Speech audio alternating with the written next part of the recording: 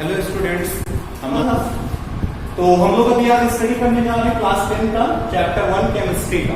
Chemistry chapter 1 जिसका name क्या है, केमिकल रिएक्शंस एंड इक्वेशंस। ठीक है, क्या नेम है चैप्टर का student? Chemical reactions and equations में हम लोगों को क्या पढ़ना है, देखिए ध्यान से समझते चलिए। टॉपिक्स पहले हम लोग डिस्कस कर लेते हैं। हम लोग ने क्या क्या पढ़ा था चीजें। तो सबसे पहले हमने क्या पढ़ा था, देखिए केमिकल रिएक्शन ही एक वर्ड पहला आता है हमारे पास। क्या आता है बेटा? Chemical reaction. अब केमिकल रिएक्शन क्या है, कैसे होती है केमिकल रिएक्शन, है ना? क्यों कह रहे हैं इसको रिएक्शन वर्ड बोल रहे हैं? 2H2+O2। 2 को क्यों भाई, है ना? हमें ये कहना चाहिए हाइड्रोजन ऑक्सीजन जो है रिएक्ट किए, वाटर बन गया। बट 2 क्यों लग रहा है, क्यों कर रहे हैं ऐसा? तो बिकॉज बेटा वैलेंसी हम लोग उसकी जो है वहां पर बराबर कर रहे हैं। तो उसके हम सब बातें आज यहाँ पर करने वाले हैं। तो देखते चलिए क्या है यहाँ पर 2H2+O2 gives 2H2O। तो ये रिएक्शन है ना? तो हम अगर अपनी डेली लाइफ में देखें स्टूडेंट्स, तो बहुत सारे हम चेंजेस देखते हैं अपनी डेली लाइफ में। अब ये बहुत सारे चेंजेस क्या हैं, कैसे चेंजेस हम लोग देखते हैं? चेंज तो सब लोग समझते हो, कोई भी एक चीज थी किसी दूसरी चीज में कन्वर्ट हो गई बेटा, तो इसे हम लोग क्या कहेंगे? चेंज होना। तो अब चेंजेस को अगर हम लोग साइंटिफिक मेथड से देखें तो हम लोग 2 कैटेगरीज में डिवाइड करते हैं। कितनी कैटेगरीज में? 2। कौन कौन सी 2 कैटेगरीज? पहला फिजिकल चेंज, दूसरा केमिकल चेंज। ओके, अब ये फिजिकल और केमिकल की क्या बात है? जैसे हमने कहा है अभी, अगर हमने ऑक्साइड कोई एक सब्सटेंस लिया, कोई नया सब्सटेंस यहाँ पर बन रहा है ना, तो यहाँ देखो क्या चेंज आया। जैसे हमने हाइड्रोजन लिया, ऑक्सीजन से रिएक्ट कराया, वाटर बन गया। देख रहे हैं यहाँ पे नया सब्सटेंस यहाँ पर बन रहा है स्टूडेंट्स। नया सब्सटेंस बन रहा है कि नहीं? तो जब बेटे यहाँ पर नया सब्सटेंस बन रहा है तो इसी तरह के चेंजेस बहुत सारे हमें डेली लाइफ में देखने को मिलते हैं। अब पूरा फिजिकल के बीच डिस्टिंग्विश कैसे करेंगे? तो उसके लिए हम लोग क्या कहेंगे कि जो फिजिकल चेंज होंगे, फिजिकल चेंजेस में स्टूडेंट्स हम लोग क्या करते हैं, देखते हैं ऐसे चेंजेस जिनमें बेटा क्या होगा, जो ऑब्जेक्ट है वो अपनी शेप, साइज या कुछ ऐसी चीजें चेंज करेगा। ठीक है, वो क्या हो गया? Physical change. But in chemical change उसकी प्रॉपर्टी ही बदल जाएगी, वो कुछ नया सब्सटेंस बेटा चेंज करके बना लेगा। That's called chemical changes. Clear? आगे चलते हैं।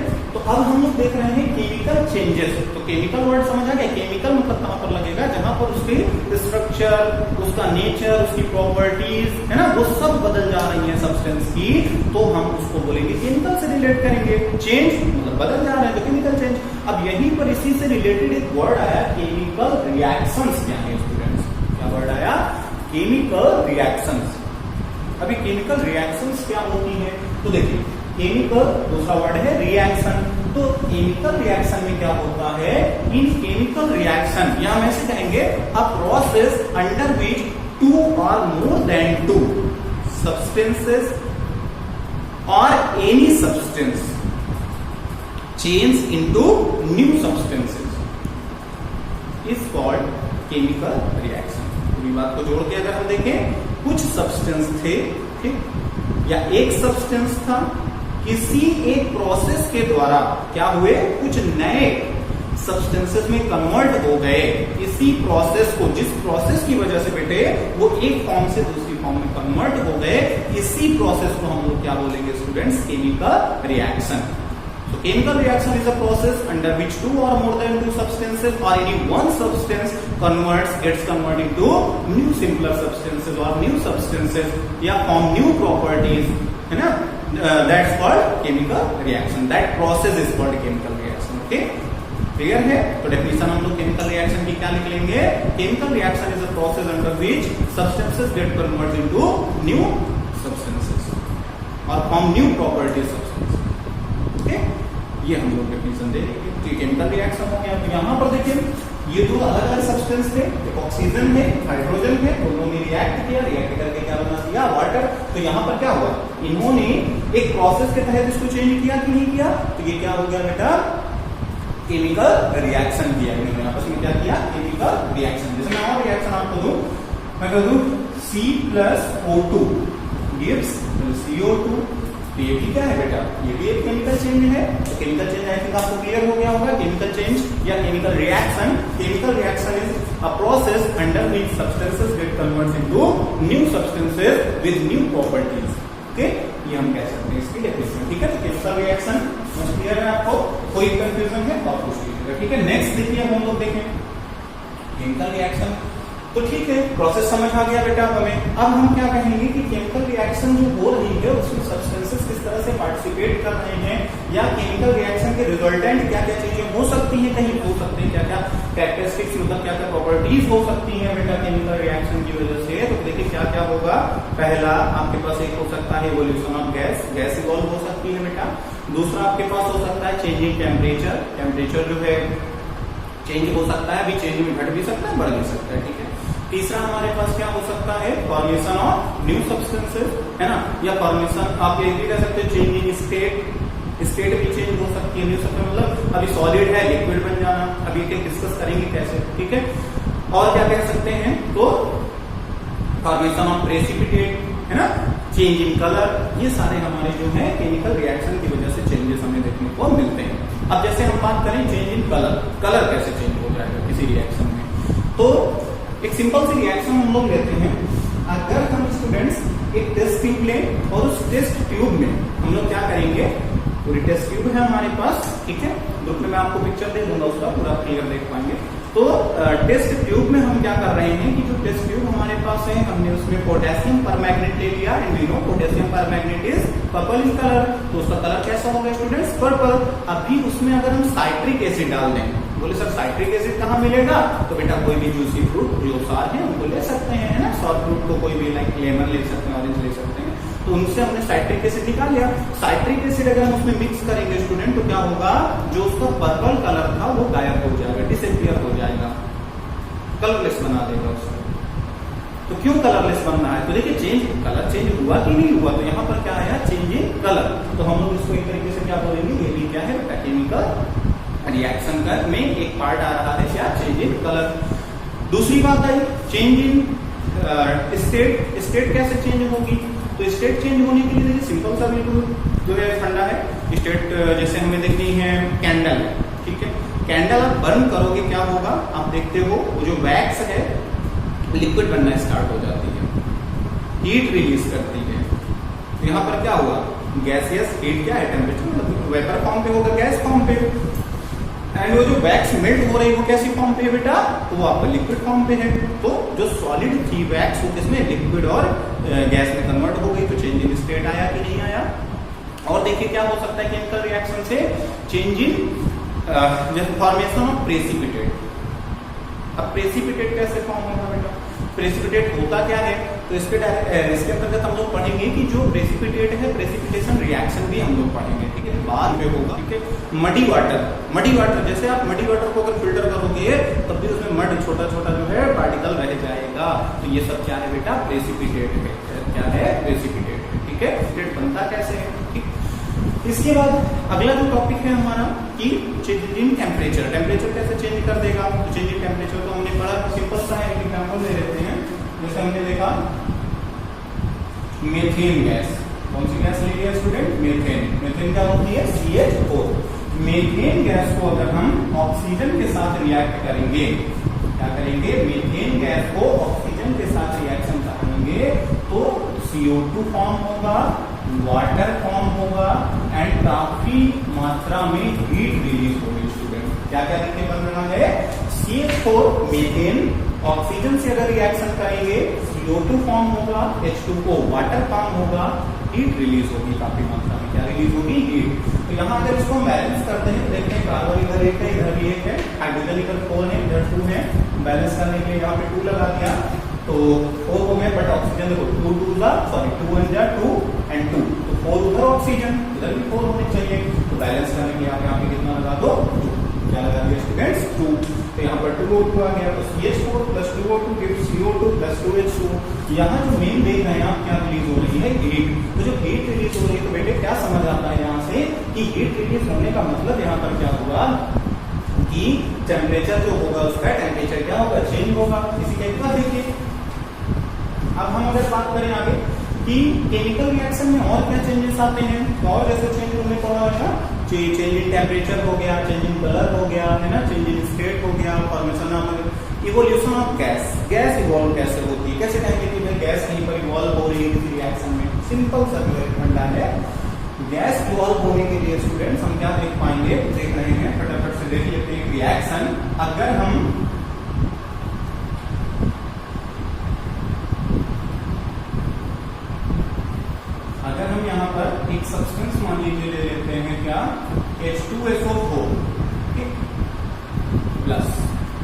अगर हम H2SO4 को कैल्शियम से मान लीजिए, कैल्शियम उसमें डाल दे रहे हैं, ठीक है, रिएक्शन हो रही है, तो कैल्शियम से अगर इसको रिएक्शन करेंगे तो क्या बनेगा, कैल्शियम सल्फेट बनेगा और वहां पर हाइड्रोजन गैस इवॉल्व होगी।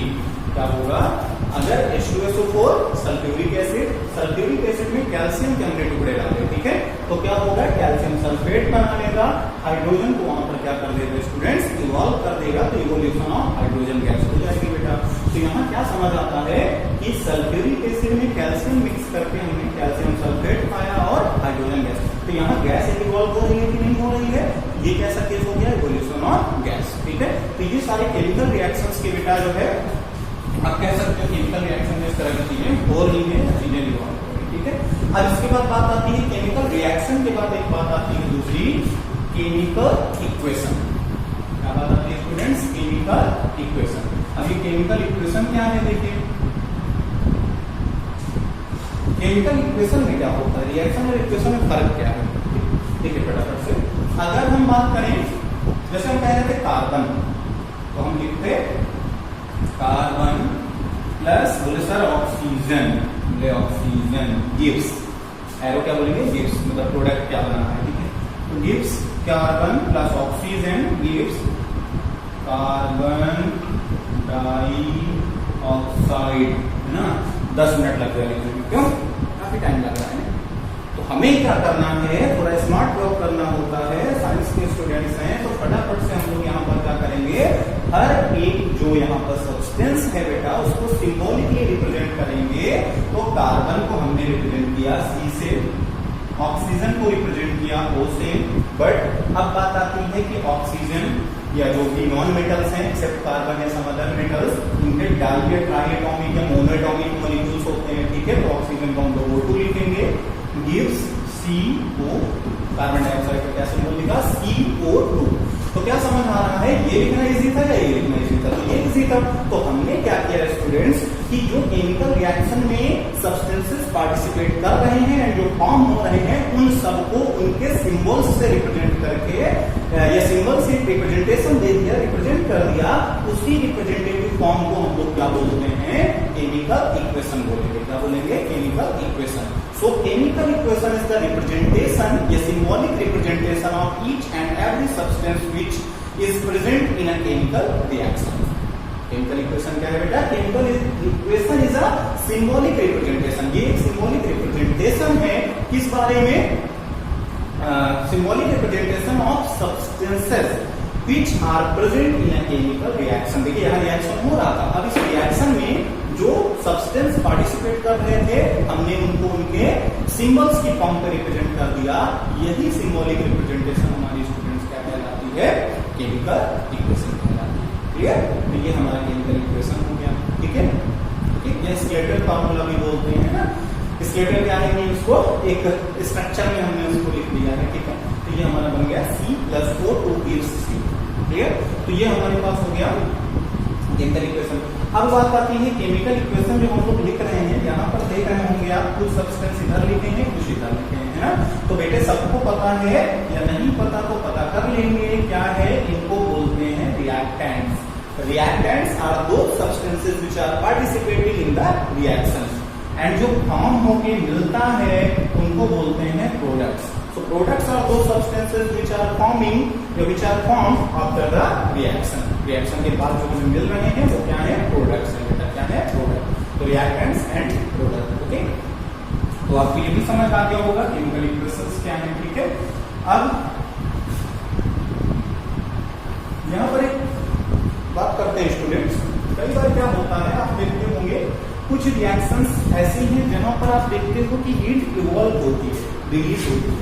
कुछ रिएक्शंस ऐसी होती हैं जिनको कंप्लीट करने के लिए हमें हीट देनी पड़ती है। तो ऐसी रिएक्शंस बेटा, मतलब रिएक्शंस को ये टेम्परेचर के अकॉर्डिंग हमने 2 कैटेगरी में डिवाइड किया। कितनी कैटेगरी में डिवाइड किया, 2। ये कौन कौन सी सर 2 कैटेगरी, तो पहली है आपके पास एंडोथर्मिक रिएक्शन। कौन सी रिएक्शन है बेटा, एंडोथर्मिक रिएक्शन। और दूसरा क्या है, एक्सोथर्मिक रिएक्शन। अब ये क्या है, एंडोथर्मिक और एक्सोथर्मिक में क्या फर्क है, देखिए वर्ड से क्लियर करिए। एक्सो, एक्सो एंड एक्सिट। मैं आपको सिर्फ याद रखने के लिए बता रहा हूँ, ऐसा कोई डेफिनेशन नहीं है, ठीक है। एक्सो एंड एक्सिट, और ये क्या है बेटे, end, endothermic. Exo, exit, exit मतलब क्या, बाहर निकलना, है ना। तो ऐसी रिएक्शंस जिनमें स्टूडेंट्स एक्सोथर्मिक, थर्मल मतलब क्या है, हीट से रिलेटेड है, ठीक है, थर्मिक मतलब क्या है, हीट, है ना। सो ऐसी रिएक्शंस जिनमें हीट क्या हो, रिलीज हो, ऐसी रिएक्शंस को स्टूडेंट्स हम क्या बोलेंगे, एक्सोथर्मिक रिएक्शंस बोलेंगे। एंड ऐसी रिएक्शंस जिनमें हीट रिक्वायर्ड हो, ऐसी रिएक्शंस को एंडोथर्मिक रिएक्शंस बोलेंगे, ठीक है। तो क्या डेफिनेशन देंगे, exothermic reactions are those reactions in which heat is evolved during the reaction. Reaction के दौरान हीट क्या हो जाए, इवॉल्व हो जाए, evolution of heat, that's called exothermic reaction. In endothermic reaction there is a require of heat energy. उनको complete करने के लिए बेटा आपको हीट एनर्जी की रिक्वायर होगी, आप टेम्परेचर दोगे तभी वो रिएक्शन आगे जो है बढ़ेगी, आगे रिएक्शन कंप्लीट होगी, अदरवाइज नहीं होगी। तो ऐसी रिएक्शन एंडोथर्मिक है, और जो रिएक्शन बेटे हमें हीट रिलीज करके दें, वो टेम्परेचर रिलीज करें, हीट रिलीज करें, टेम्परेचर बढ़ा दें, वो हमारे एक्सोथर्मिक है, ठीक है। कैसे एग्जांपल लेते हैं, देखो जैसे हमने एक एग्जांपल, मैं यहाँ पर दो एग्जांपल आपको लिख के दे रहा हूँ, आप समझते चलेंगे।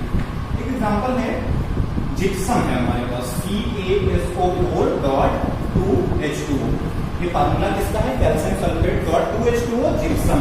क्या है स्टूडेंट्स, जिप्सम।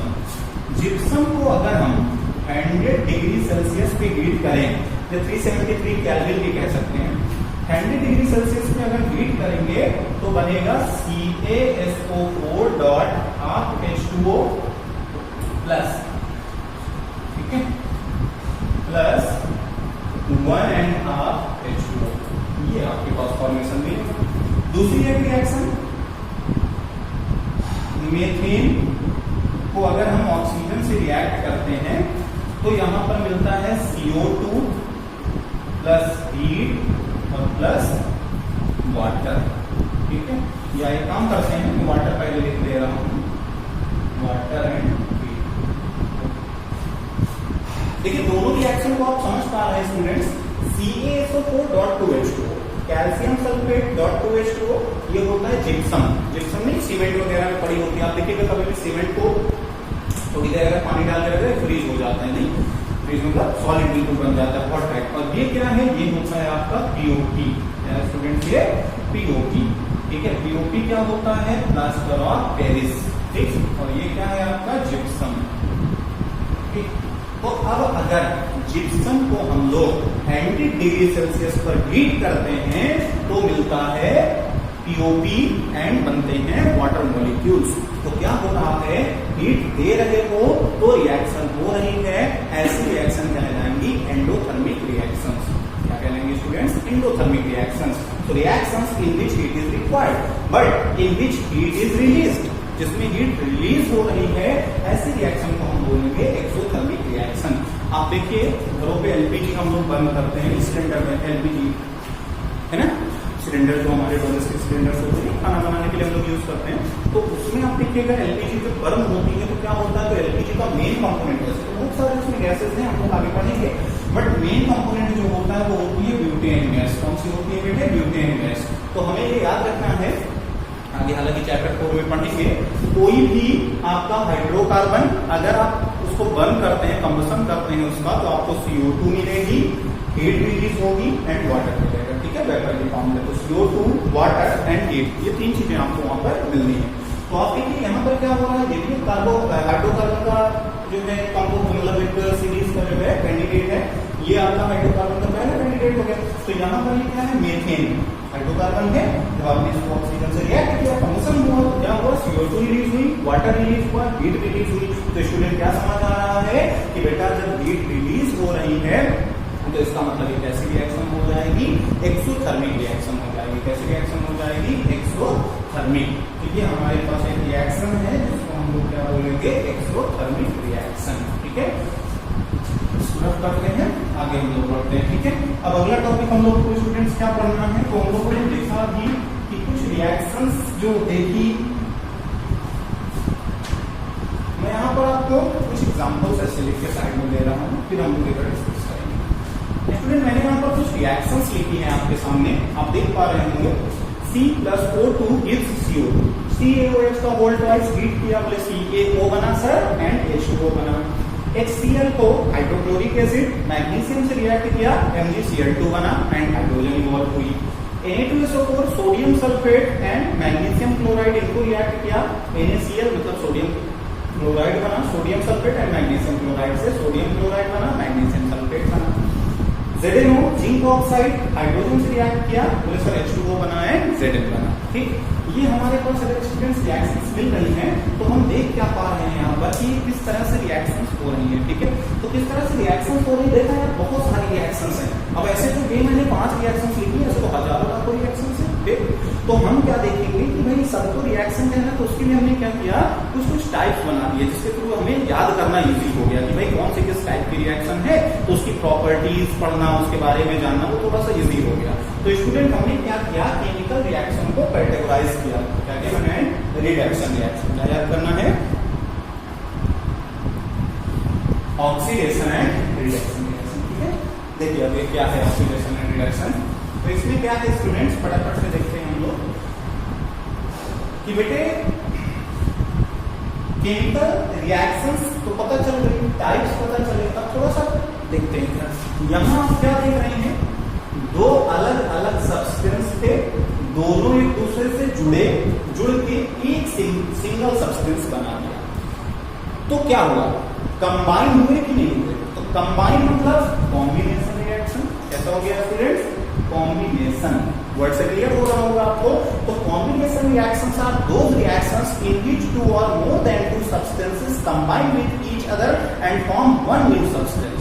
एक सब्सटेंस बना दें, दो या दो से ज्यादा सब्सटेंसेस मिल करके एक सब्सटेंस बना दें, ऐसी रिएक्शंस को हम क्या बोलेंगे स्टूडेंट्स, कॉम्बिनेशन रिएक्शन, कंबाइन कर रहे हैं। ओके, नेक्स्ट है डिकम्पोजिशन की बात करें तो डिकम्पोजिशन रिएक्शन, तो आप लोग भी समझ पा रहे होंगे स्टूडेंट्स, डिकम्पोजिशन रिएक्शन में क्या होता है, डिकम्पोज होना मतलब व्हेन वन हैवी सब्सटेंस या heavy nucleus split up into two or more than two simpler substances is called decomposition reaction. Example, अभी हमने एक एग्जांपल लिखा था,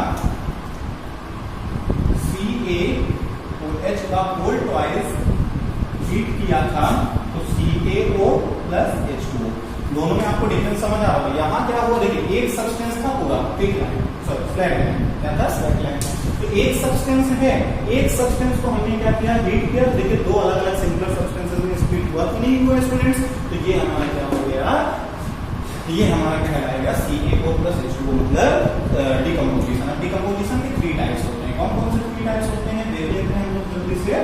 एक हमारा होता है थर्मल डिकम्पोजिशन रिएक्शन। क्या होता है स्टूडेंट्स, थर्मल डिकम्पोजिशन रिएक्शन। दूसरा होता है इलेक्ट्रोलिटिक डिकम्पोजिशन, मैं शॉर्ट लिख रहा हूं, इलेक्ट्रोलिटिक डिकम्पोजिशन रिएक्शन। अगला होता है बेटा फोटो डिकम्पोजिशन रिएक्शन। फटाफट से देखते हैं तीनों क्या क्या है, thermal decomposition reaction, electrolytic decomposition reaction, photo decomposition reaction. अब इनका मतलब क्या है, देखिए डिकम्पोजिशन तो समझ आ गया, डिकम्पोजिशन मतलब क्या है, कोई एक हैवी सब्सटेंस या कोई एक सब्सटेंस दो या दो से ज्यादा सब्सटेंस में स्प्लिट हो जाए तो उसे हम लोग बोलते हैं डिकम्पोजिशन रिएक्शन। ठीक, अब वही डिकम्पोजिशन यहाँ हमने देखिए हीट दिया था तो डिकम्पोज हुआ। बेटा हीट देने के अलावा भी तो डिकम्पोज हो सकता है, दूसरे भी तरीके हैं उसके लिए, है ना। तो दूसरे तरीके, मान लीजिए कोई डिकम्पोजिशन हो रहा है जो हीट दे करके हो रहा है, तो हीट मतलब थर्मल डिकम्पोजिशन रिएक्शन होता है। तो इसके लिए एग्जाम्पल यही ले लेंगे हम लोग। ठीक है, इलेक्ट्रोलिटिक में क्या है, इलेक्ट्रोलिटिक में जैसे हमने एक मान लो वाटर ले लिया सिंपल सा, इसमें अगर आप इलेक्ट्रिसिटी पास कर दो, क्या पास करते हैं स्टूडेंट्स, इलेक्ट्रिसिटी। ठीक, जब आप इलेक्ट्रिसिटी पास करेंगे तो आप देखेंगे H प्लस आयन बनेगा एंड OH माइनस आयन बनेगा, अपने आयन से स्प्लिट हो जाएगा वाटर। तो इसका मतलब क्या हो गया बेटा, इलेक्ट्रोलिटिक। क्यों देखो डिकम्पोजिशन तो हुआ, एक सब्सटेंस था दो सब्सटेंस में स्प्लिट हुआ, और किसकी वजह से हुआ, इलेक्ट्रिसिटी की वजह से, तो इलेक्ट्रोलिटिक डिकम्पोजिशन रिएक्शन। फोटो में क्या हो रहा है, फोटो मतलब क्या है बेटा, फोटो याद रखिएगा, फोटो वो नहीं है ना, सेल्फी नहीं है ना, पिक्चर लेने वाला फोटो नहीं है। क्यों, तो फोटो मतलब क्या है स्टूडेंट्स, फोटो। फोटो मतलब याद रखिएगा, साइंस में फोटो मतलब होता है सनलाइट, इससे रिलेटेड है सनलाइट। तो सनलाइट मतलब क्या हुआ कि जब आपका, जैसे आप सिल्वर क्लोराइड आप अगर इसको बेटा सनलाइट में रख दोगे ऐसा, ठीक है, धूप में रख दोगे, धूप में क्या मतलब कि कहीं भी ओपन एरिया में कहीं भी आप रख सकते हो, ओपन एरिया है आपके पास, आपने किसी कंटेनर में मतलब ओपन ऐसे किसी प्लेट में किसी चीज में मान लो रख दिया ऐसा कुछ छोटे छोटे आपके पास ये है NaCl मतलब सिल्वर क्लोराइड, तो आप देखेंगे क्या होगा, जैसे ही ये सनलाइट की कांटेक्ट में आएगा तो सिल्वर बना देगा और क्लोरीन बना देगा। तो आप क्या देख पा रहे हैं कि सिल्वर बन गया और आपके पास क्या बन गया, क्लोरीन आयन बन गया, या फिर आयंस में स्प्लिट हो गया। तो स्टूडेंट इससे क्या समझ पा रहा है कि फोटो डिकम्पोजिशन हो रहा है, फोटो मतलब सनलाइट की वजह से डिकम्पोजिशन हो रहा है। तो आई थिंक ये क्लियर हो गया होगा आपको, डिकम्पोजिशन रिएक्शन मतलब स्प्लिट हो गया कोई सब्सटेंस, दो या दो से ज्यादा सब्सटेंसेस में। कैसे कैसे स्प्लिट हुआ बेटा, थर्मल मतलब हीट की वजह से, इलेक्ट्रोलाइटिक मतलब इलेक्ट्रिसिटी की वजह से, या फिर फोटो मतलब सनलाइट की वजह से। इसीलिए आपने देखा होगा कई बार होता है कि लगभग हर एक जो है टॉनिक लाओ या कुछ भी मेडिसिन नहीं उसमें लिखा होता है कि सनलाइट से इसको बचा कर रखें, क्यों, क्योंकि जो उसके सब्सटेंसेस हैं बेटा वो क्या होंगे, डिकम्पोज हो जाएंगे, जिससे दवा हमारी खराब हो सकती है, उनका रिएक्ट कर सकती है। नहीं, इसके बाद देखिए अगला टॉपिक डिस्प्लेसमेंट रिएक्शन। बहुत सिंपल सी बात है डिस्प्लेसमेंट रिएक्शन, ध्यान से देखिए, सुनिए, समझते चलिए। डिस्प्लेसमेंट में क्या होता है,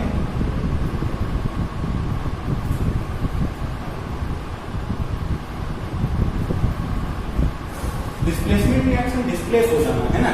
जैसे अभी हमने एक एग्जांपल लिया था, फटाफट से देख लेते हैं वही एग्जांपल, HCl प्लस Mg, तो हमें मिल रहा था MgCl2 प्लस H2, बैलेंस करने के लिए हमने यहाँ पे 2 लगा दिया।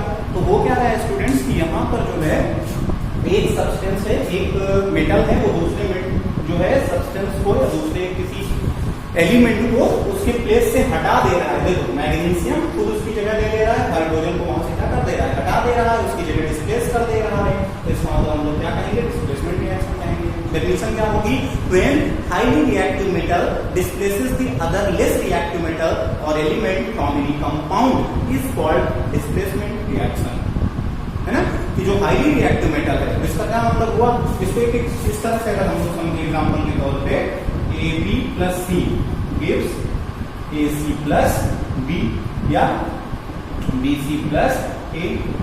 क्या समझ आ रहा है बेटा कि AB plus C gives BC plus A, मतलब AB एक कंपाउंड था, 2 एलिमेंट में, तीसरे ने उसको क्या किया, A को हटा दिया, डिस्प्लेस कर दिया, ठीक, खुद उसकी जगह ले लिया और बना दिया BC प्लस A।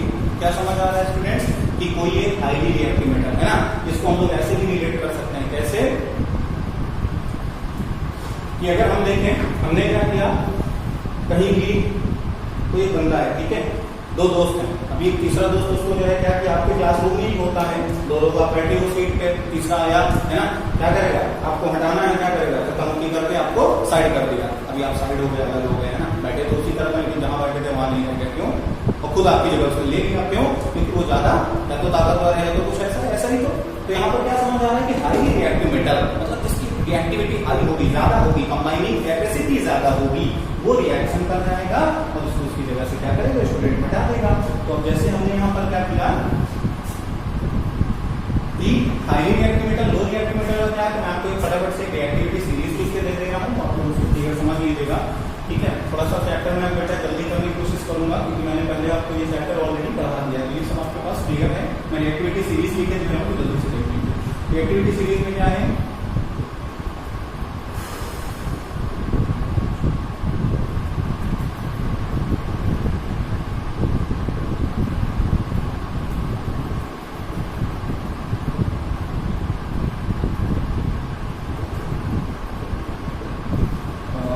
ना लिख रहा हूँ, मैं यहाँ लिख दे रहा हूँ, कॉपर के बाद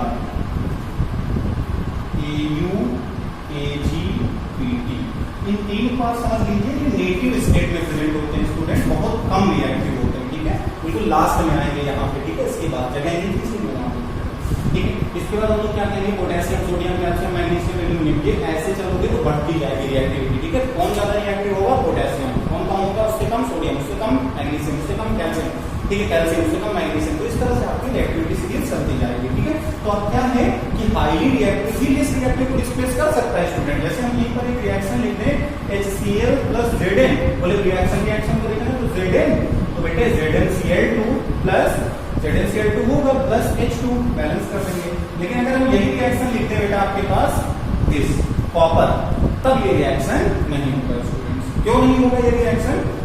क्योंकि बेटा कॉपर ये है आपके पास, ठीक। तो जब कॉपर यहाँ पर इतना है तो कॉपर क्या है, देखिए हाइड्रोजन से नीचे आ रहा है। आप कहेंगे sir hydrogen is non metal, बिल्कुल हाइड्रोजन इज नॉन मेटल बेटे। फिर तो बेटा हाइड्रोजन नॉन मेटल है, I agree with this, but यहाँ पर हम लोग जो रख रहे थे ये सीरीज ऐसी है जिनकी वैलेंसी मतलब जो कैटायन है एक तरीके से आप समझ लो। तो बेटा हाइड्रोजन भी कैटायन बनाता है, इसलिए हम लोग इसको यहाँ पर रखा है, ठीक है। बाकी नॉन मेटल है, बाकी सब मेटल है, ठीक है। तो यहाँ पर ये रिएक्शन नहीं होगी, क्यों? क्योंकि कॉपर लेस रिएक्टिव है बेटा हाइड्रोजन से, it can not displace hydrogen from the compound, ठीक है।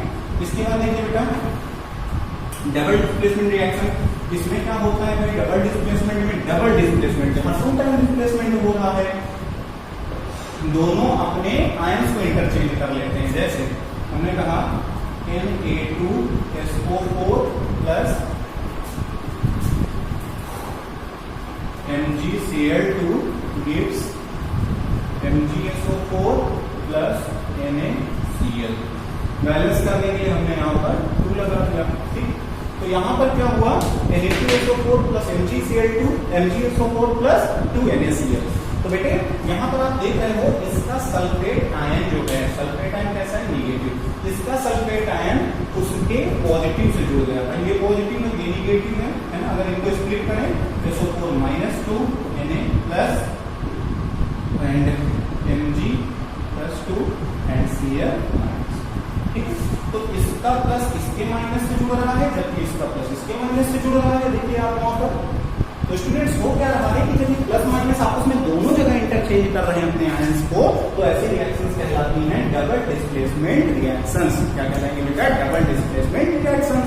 तो डबल डिस्प्लेसमेंट रिएक्शन होगा, so the double displacement reactions are those reactions under which two compounds exchange their ions and form new substances, ठीक है। तो ये कैसी रिएक्शन होगी, डबल डिस्प्लेसमेंट रिएक्शन। इसके कुछ एग्जांपल्स हैं ना, यहाँ पर क्या होता है, इसी के अंतर्गत हम लोग पढ़ सकते हैं प्रेसिपिटेशन रिएक्शन।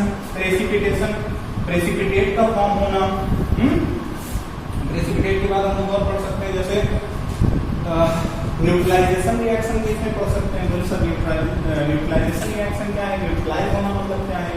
तो जैसे हम लोग इसमें पढ़ेंगे NaOH plus HCl gives NaCl plus H2O, ठीक है। ये हमारी न्यूट्रलाइजेशन रिएक्शन होती है बेटा, याद रखिएगा। In neutralization reaction acid reacts with base, acid और बेस जब रिएक्ट करते हैं it forms salt and water, एक सॉल्ट बनेगा और वाटर बनेगा, इसी रिएक्शन को हम लोग बोलते हैं न्यूट्रलाइजेशन रिएक्शन। मैंने डिग्री क्लास में एक्सप्लेन किया भी था, तो आप उसको ग्रुप से देख लीजिएगा, ठीक है। ये आपकी हो गई डबल डिस्प्लेसमेंट रिएक्शन। देखिए नेक्स्ट रिएक्शन हमारी कौन सी होती है, तो नेक्स्ट रिएक्शन होती है ऑक्सीडेशन एंड रिडक्शन। इसके लिए हम लोग एक एग्जांपल देख लेते हैं फटाफट से। ZnO plus H2 gives H2O plus Zn। यहाँ आप क्या देख रहे हैं, ठीक है। इसके लिए थोड़ा सा आपको ऑक्सीडेशन रिडक्शन तो अलग अलग मैं एक्सप्लेन करूँ जल्दी से। ऑक्सीडेशन में क्या होगा कि एडिशन ऑफ ऑक्सीजन और एंड नहीं क्या ध्यान रखिएगा, और एंड में क्या है, दोनों चीजें जो बताऊंगा वो होंगी, बट नहीं और, मतलब एक चीज कोई भी हो जाए। एडिशन ऑफ ऑक्सीजन और removal of hydrogen is called oxidation reaction. Reduction में क्या होगा, रिड्यूस होना, तो उसमें क्या होगा, एडिशन ऑफ हाइड्रोजन और removal of oxygen is called reduction reaction, ठीक है। और ऐसी रिएक्शन से स्टूडेंट जहां दोनों हो, दोनों मतलब oxidation as well as reduction, known as redox reaction.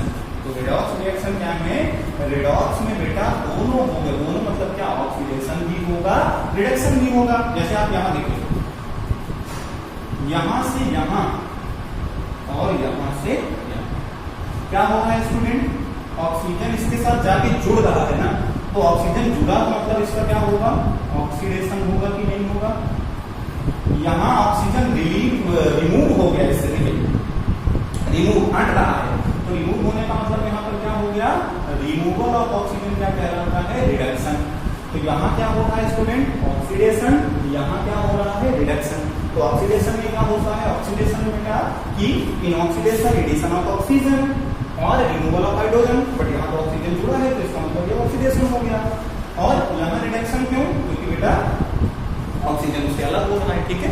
तो ये आपके जो है रिडॉक्स रिएक्शन हो जाएगी, ठीक। यहीं पर पहचानने के लिए आपको रिएक्शन में आ जाता है oxidising agent and reducing agent. तो बहुत क्लियरली समझ लीजिए, बहुत सिंपल सी चीज है। रिडक्शन में क्या होता है कि याद रखिएगा बेटा, आपको उल्टा थोड़ा सा यहाँ पे याद करना पड़ेगा। ऑक्सीडाइजिंग एजेंट ऐसे याद करिए कि जब आपका ऑक्सीजन कहीं पर रिलीज हो रहा हो, क्या हो रहा हो, ऑक्सीजन रिलीज हो रहा हो, ठीक है, जिस सब्सटेंस से, तो वो ऑक्सीडाइजिंग एजेंट होगा। या और उल्टा चलिए, जिसका रिडक्शन हुआ है, जिसका रिडक्शन हुआ है वो आपका ऑक्सीडाइजिंग एजेंट है स्टूडेंट्स। जिसका रिडक्शन हुआ है वो ऑक्सीडाइजिंग एजेंट है, और जिसका ऑक्सीडेशन हुआ है वो रिड्यूसिंग एजेंट होगा। जिसका रिडक्शन हुआ है वो ऑक्सीडाइजिंग एजेंट है, जिसका ऑक्सीडेशन हुआ है वो रिड्यूसिंग एजेंट है, ठीक। ये आपका है, ठीक है, ये हो गया आपका रिडॉक्स रिएक्शन। अब देखिए स्टूडेंट्स, हम लोग देखते हैं हमारी डेली लाइफ में हमें देखने को मिलते हैं ऑक्सीडेशन के बहुत सारे इफेक्ट होते हैं। So effects of oxidation in our daily life, तो उसके लिए हमारे पास दो इफेक्ट बहुत मेन हैं जो हमें डेली लाइफ में बहुत देखने को मिलते हैं। एक होता है कोरोजन और एक है हमारे पास रेंसिडिटी। तो अगर हमें मिल जाए ऑक्सीडेशन के कुछ एग्जांपल्स जो हमारे पास हैं, कौन कौन से हैं, देखिए कोरोजन, एक है कोरोजन और दूसरा क्या है बेटा, रेंसिडिटी। कोरोजन क्या है, रेंसिडिटी क्या है, देखिए फटाफट से। कोरोजन में क्या होता है, कोरोड होना, मतलब क्या है स्टूडेंट्स, कोरोड। कोरोड कैसे कहेंगे, कोरोड हो जाना, कैसे कोई चीज कोरोड होगी। तो बेटा आप देखते होंगे जैसे घरों पे दरवाजे लगे हैं लोहे के, है ना, आयरन का बना हुआ है, लेकिन दरवाजे लगते ही हम लोग क्या करते हैं, पेंट करते हैं, ठीक है। वो बात अलग है कि डेकोरेशन के लिए करते हैं, बट पेंट ही क्यों करते हैं, डेकोरेशन में कागज लगा देते हैं उसमें, है या और कुछ लगा देते हैं, बट ऐसा नहीं है। पेंट क्यों करते हैं स्टूडेंट, तो इसका कारण क्या है, ऐसा नहीं करते तो क्या होता, या आयरन का रॉड आपको खुले में ऐसे बारिश में पड़ा हुआ है, फिर धूप निकली, बारिश को धीरे धीरे देखते हो धीरे धीरे खत्म होने लगता है, उसके ऊपर एक रेडिश ब्राउन लेयर जमा हो जाती है ना, तो ये क्या होता है बेटा, इसी को हम लोग बोलते हैं कोरोजन। तो कोरोजन में क्या होता है, when metal is gradually eaten up by the action of air is called corrosion. Corrosion में क्या होता है बेटा कि जो एयर होती है वो धीरे धीरे धीरे धीरे मेटल को खाना खत्म करना शुरू कर देती है, तो उसे हम बोलते हैं कोरोजन। कोरोजन आई थिंक समझ आ गया होगा। कोरोजन में क्या होता है, मेटल धीरे धीरे धीरे धीरे क्या होता है, by the oxygen of air खत्म होने लगता है। एल्यूमिनियम में धीरे धीरे व्हाइट कलर की लेयर जमा होने लगती है, ऐसा क्यों, एल्यूमिनियम में ऑक्सीजन मिलता है, एल्यूमिनियम ऑक्साइड बना देता है। आयरन में ऑक्साइड मिला, जैसे हम लोग इसका एक एग्जाम्पल देखें आयरन का, तो कोरोजन में एक एग्जांपल है आयरन में, तो आयरन में जो ये कोरोड होता है उसको बोलते हैं रस्टिंग ऑफ आयरन। क्या बोलते हैं स्टूडेंट्स, रस्टिंग ऑफ आयरन। अब इसमें क्या होता है, रस्ट कैसे, रस्ट मतलब जंग लग जाना, है ना, जंग लगना कैसे, आयरन को हमने क्या किया, ऑक्सीजन और कुछ वाटर उसमें मिला, तो बनाता है Fe2O3.XH2O। बोले सर X क्यों लगाया, X मतलब क्या है बेटा, आप नहीं भी लगाओगे तो गलत नहीं है, लेकिन फिर भी लगा दीजिए, क्लियर रहेगा। X इसलिए लगा रहे हैं क्योंकि देखिए नेचर में वाटर कभी कम है कभी ज्यादा है, वाटर वेपर घटते बढ़ते रहते हैं, तो उसके लिए कह सकते हैं X लगाते हैं, ठीक है, वेरिएबल है। तो इसमें हमने क्या कहा, आयरन में जब ऑक्सीजन मिल जाता है तो आयरन ऑक्साइड धीरे धीरे रस्ट में जंग लग जाती है ना। ये किस कलर का होता है, रेडिश ब्राउन कलर का। किस कलर का होता है, रेडिश ब्राउन। तो यही बेटा क्या है, rusting of iron. So rusting of iron किसका एग्जांपल है, कोरोजन का, जिसमें क्या होता है स्टूडेंट्स कि जो आयरन है वो धीरे धीरे एयर के एक्शन की वजह से क्या होता है स्टूडेंट्स, खत्म हो जाता है, तो उसे हम क्या बोलते हैं, रस्टिंग ऑफ आयरन, ठीक है। रस्टिंग ऑफ आयरन के बाद बात आती है रेंसिडिटी। अच्छा, रस्टिंग ऑफ आयरन, कोरोजन को हम लोग रोकेंगे कैसे, अच्छा याद रखिएगा, जैसे एल्यूमिनियम में बोल रहे ऑक्सीजन से रिएक्शन, तो उसको रस्टिंग मत कह देना, रस्टिंग तो आयरन की उसका नेम है जो आयरन का ऑक्साइड बनना है, ठीक है, बट यहाँ पर कोरोजन का एग्जांपल होगा, ठीक है, एल्यूमिनियम का ऑक्साइड बनना। रेंसिडिटी क्या है स्टूडेंट्स, तो रेंसिडिटी के लिए अगर हम लोग ध्यान दें तो रेंसिडिटी में हम लोग क्या कहते हैं, क्या कहेंगे, रेंसिडिटी में क्या, आप देखते हो खाना है, सुबह बना कोई चीज, खाना सब्जी बनी, ठीक है, शाम तक रख दिया जाए या उसके आगे रख दिया जाए तो क्या होता है, खराब हो जाता है, एक बैड स्मेल, एक बैड टेस्ट प्रोड्यूस हो जाता है ना। कुरकुरे का पैकेट लाते हो 10 रुपए का लाए, 5 रुपए की तो गैस मिलती है, भरी होती है, और 5 रुपए का आपको कुरकुरा मिलता है या चिप्स मिलता है ना, ये क्यों, एक्चुअली हमारी सेफ्टी के लिए भी है वो, क्यों ऐसा होता है स्टूडेंट्स, तो रेंसिडिटी की वजह से उसको हम सेव करते हैं रेंसिडिटी से, रेंसिडिटी ना हो उसमें। तो है क्या rancidity, when a bad smell is produced due to the decomposition of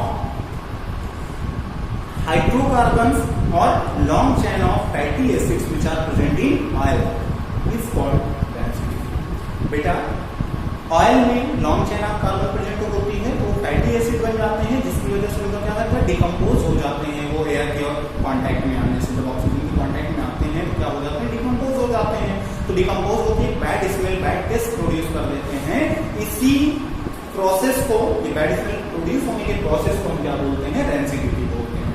ठीक है, तो रेंसिडिटी में क्या हुआ, अब हम लोग रेंसिडिटी की अगर बात करें तो रेंसिडिटी क्या है, समझ आ गया। ऑक्सीजन और मतलब ऑक्सीजन के एडिशन से भी हो रहा है, ऑक्सीजन के एडिशन से भी हो रहा है। तो चाहिए क्या, हम ऑक्सीजन का अंदर एंटर करना ही रोक दे। तो देखिए आयरन की रस्टिंग कैसे रोक सकते हैं, हम उसमें पेंट करते हैं बेटा, है ना। तो by applying paint, by applying grease और ऑयल, ये भी कह सकते हो। और क्या इसमें केसेस आ सकते हैं, तो केसेस ये भी आ सकते हैं कि आप उसमें गैल्वेनाइजेशन प्रोसेस कर दें। गैल्वेनाइजेशन क्या है, आयरन के ऊपर जिंक की लेयर लगा दी जाती है। तो आयरन के ऊपर जिंक की लेयर का क्या मतलब है कि जिंक का लेयर जो है, जैसे हमने आयरन का, जैसे मान लीजिए पूरा आयरन का शीट है, अब इसके ऊपर जिंक लगा दोगे तो zinc is more reactive than iron. तो जब ऑक्सीजन आएगा तो पहले जिंक उससे रिएक्ट कर जाएगा, जिससे आयरन हमारा सेफ रहेगा और आयरन ऑक्साइड नहीं बनेगा, रस्टिंग नहीं होगी, आयरन सेफ रहेगा। ठीक है, रेंसिडिटी में क्या है, इसके प्रिवेंशन कैसे कर सकते हैं, तो इसके भी बहुत सारे तरीके हैं बेटा। फ्रीज हम लोग यूज करते हैं, खाना थोड़ा देर तक चल जाता है, क्यों, क्योंकि उसमें ऑक्सीजन एंटर नहीं करती है, बल्कि करती भी है, तो उसको जो है फिल्टर करते रहते हैं। दूसरा क्या है, nitrogen packing of chips packets, है ना। चिप्स पैकेट वगैरह को हम लोग क्या करें बेटा कि नाइट्रोजन पैकिंग, जिससे ऑक्सीजन पूरी बाहर हो जाए, नाइट्रोजन पैकिंग उससे कर देते हैं। ठीक है, और क्या है उसके अंदर, जैसे हम लोग एक एयर टाइट कंटेनर यूज करते हैं, पिकल्स वगैरह देखो अगर घर में या ऐसा कुछ भी चीज जिसमें ऑक्सीजन एंटर नहीं करनी चाहिए, तो उसको लिए हम लोग, अच्छा ऑक्सीजन मतलब क्या है, एयर नहीं एंटर करनी चाहिए, तो उसके लिए एयर टाइट कंटेनर, मतलब ऑक्सीजन अंदर एंटर ना कर पाए, है ना। तो इसलिए रेंसिडिटी से हम उसको बचा सकते हैं, बचाते हैं। ठीक है, तो ये सारी चीजें हमें स्टूडेंट्स इस चैप्टर में पढ़नी थी, हमने पढ़ी है एक बार। ठीक है, बैलेंसिंग मैं तुम्हें इस चैप्टर मतलब इस टॉपिक से अलग सिखाऊंगा, अदरवाइज बोर हो जाओगे, क्योंकि वो ऐसी चीजें हैं जिसको आपको अलग से पढ़ना ही चाहिए और अलग से अच्छे से समझना चाहिए। ठीक है, तो बैलेंसिंग बचा है, उसको मैं अलग से सिखा दूंगा। ठीक है, फ्रेश माइंड से बिल्कुल उसको सीखिएगा, तभी सीख पाओगे। तो ये स्टूडेंट्स आपके लिए पूरा जो है चैप्टर का मैंने एक रिव्यू दिया है, बहुत डीपली तो कुछ चीजों को नहीं एक्सप्लेन किया है, टाइम कम होने की वजह से वीडियो बहुत लॉन्ग हो रहा था, बट फिर भी काफी चीजों को मैंने आपको डीपली एक्सप्लेन कर दिया है।